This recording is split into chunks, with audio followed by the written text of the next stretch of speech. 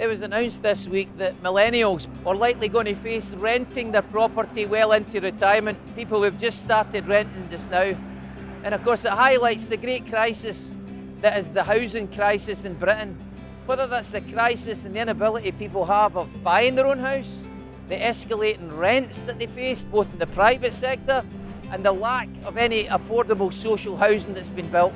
So you can well understand why people have been well priced out of the housing market and are forced to rent their house. And it was pointed out recently that if the price of a chicken had kept pace with the price of housing in London, a chicken today would cost you £56.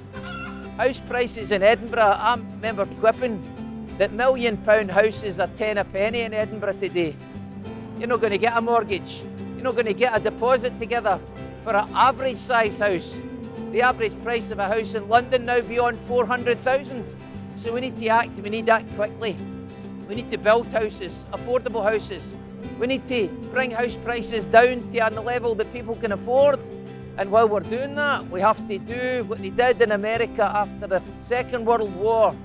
To those soldiers, for example, returning to New York City, they introduced rent controls, where they pegged for 99 years. That's right, 99 years.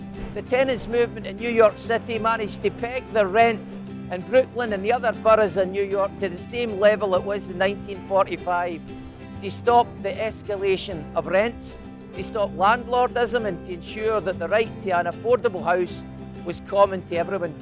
We've much to learn from them. We have to control rents to an affordable level. We have to allow people to live in houses fit for the 21st century and see that as a right for everyone.